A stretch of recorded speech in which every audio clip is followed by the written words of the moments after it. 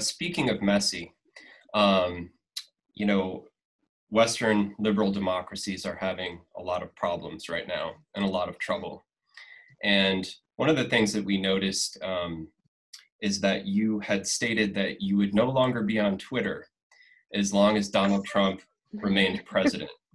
So Yeah. this is by way of sort of some parting thoughts from you. Have you rejoined Twitter? But also importantly, in relation to Twitter, we were wondering how the philosophy of education, and particularly your perspectives on democracy and education, can speak to the new realities of the technological ecosystem, digital culture, social media, post-truth. And I'm kind of wondering what you even think of the idea of post-truth, because I think that you might have some interesting ways of breaking that whole idea down. But and then, of course, the rise of authoritarian politics that's embedded within all of these phenomena. Yeah. Gosh, okay. Just a few quick final statements. Well, you can take your time. We're not in a hurry. Yeah. So I'm not back on Twitter. I think I put on my website I will rejoin when Trump has left. So that some other people have asked me recently, when will you be back on Twitter? And I would probably say, but it's a bit quick. There are still too many little Trumps on Twitter. Maybe I don't want to be part of that dynamic. And I fully understand Twitter can also do wonderful things.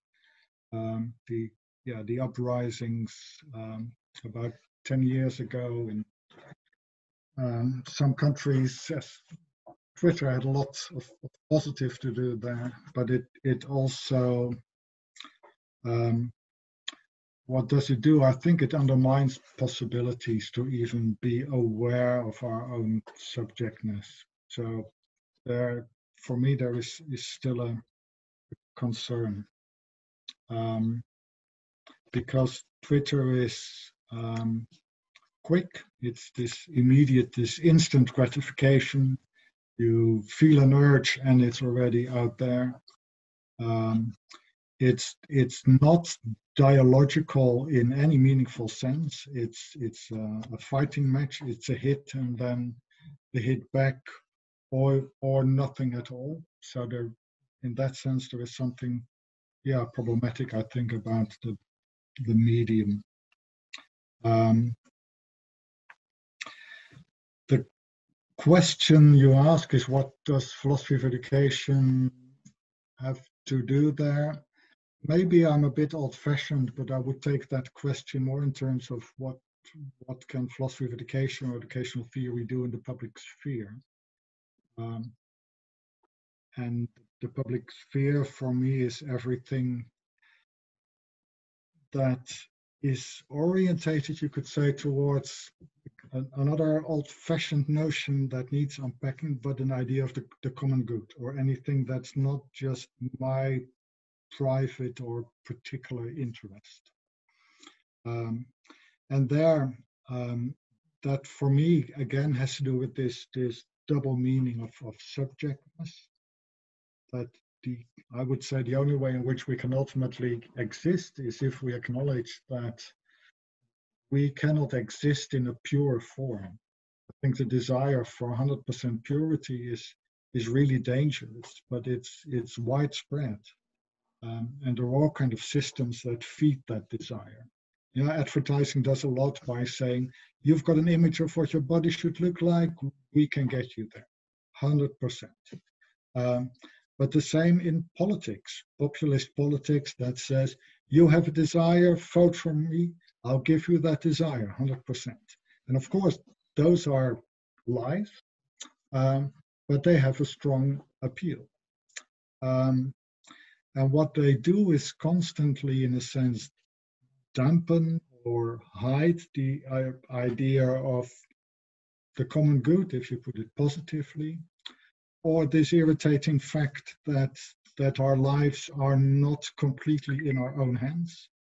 And each time we try to take it completely in our own hands, individually or collectively, actually something goes wrong.